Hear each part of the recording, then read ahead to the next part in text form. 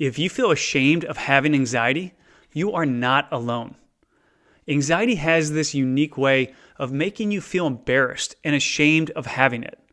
Like you have anxiety only because you're somehow not strong enough or tough enough to overcome it. But that couldn't be farther from the truth. So in today's episode, you're going to learn why developing anxiety is actually a sign of toughness, why many of the most formidable people on this planet have anxiety, and how to get rid of all your shame so you can once again see yourself as the strong and courageous person that I know you are. Let's dive in.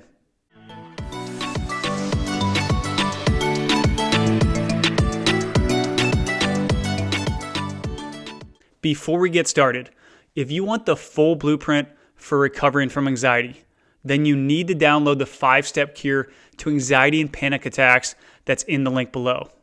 It's absolutely free, and it's a proven step-by-step guide to full recovery. All right, most anxiety sufferers find themselves ashamed of their anxiety, and I personally was no exception. During my struggle with anxiety, my life appeared to be going fairly well. I was living in a safe and comfortable home. I just started a great job, and I had an amazing fiance. So on the surface, my life did look good. But on the inside, I was being endlessly tortured with wave after wave of anxiety all day long. I had panic attacks, heart palpitations, chills, derealization, lightheadedness, and just about every other symptom that anxiety can create. So there was this sharp dichotomy between the sunshine of my external life and the dark storm of my internal suffering. And what this did is it wreaked havoc on my mental state. I'd find myself thinking, if my life is going so well, then why do I have anxiety? I mean, what in the world do I have to be so anxious about? This same thought process unfortunately finds its way into the minds of many anxiety sufferers. Kevin Love, the 5-time NBA All-Star, wondered the same thing during his own struggle with severe anxiety and panic attacks. In an article in which he was reflecting back on his anxiety, he was quoted saying, "I remember thinking, what are my problems? I'm healthy. I play basketball for a living. What do I have to worry about?" These types of questions can bounce around your head like a pinball, demanding answers. And they often turn even more toxic. For example, you might think, other people have real challenges and hardships in their lives. And here I am with anxiety about nothing. Or, I must not be tough enough to overcome this. If I were stronger, I would have beat this thing by now. First, you must understand that any thoughts of personal inadequacy are severely misguided.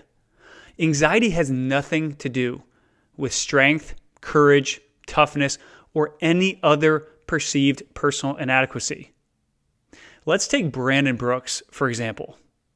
Brandon is a 6'5", 346-pound Pro Bowl NFL offensive lineman. And Brandon's been well compensated for his efforts. In 2018, he signed a 4-year, $56 million contract. But at the time of signing that contract, he'd been secretly battling anxiety for several years. In fact, Brandon had already missed 5 games due to anxiety, which at that time was nearly 5% of the total NFL games in his entire career. That can be surprising, right? I mean, Brandon plays one of the most violent sports known to man. He goes head-to-head with some of the most athletic and toughest people on the planet. And he plays through pain and injuries that would likely cripple you or me. So I doubt anybody would question Brandon's toughness. But Brandon is not an outlier in the NFL. A 2019 Harvard Medical School study found that over 26% of NFL players reported symptoms of anxiety. So this begs the question, how can a league full of some of the toughest men on the planet be so filled with anxiety? The answer to that is because anxiety has nothing to do with strength or toughness. Instead, it's how you respond to anxiety that perpetuates the problem and makes it worse. That's exactly why so many formidable people wind up with anxiety. Police officers, firefighters, and the members of the armed forces. They are some of the most courageous people on this planet. But they are also some of the individuals that are most commonly treated for anxiety. Now, their occupations do make them more susceptible to experiencing anxiety. But these individuals are trained to react to problems with resistance and with force. So when they experience anxiety, what do? Well, they react in the same way they'd been trained to. They put up resistance and try to protect themselves. And this is what sends them into the anxiety trap. And it ultimately creates their anxiety disorder. This same thing has happened to you. When you became afraid of anxiety and all its strange and intense sensations, you saw it as a threat. And so what did you do? Did you lay down and give in to anxiety? Did you accept defeat? No. You put up resistance and you tried to defend and to protect yourself.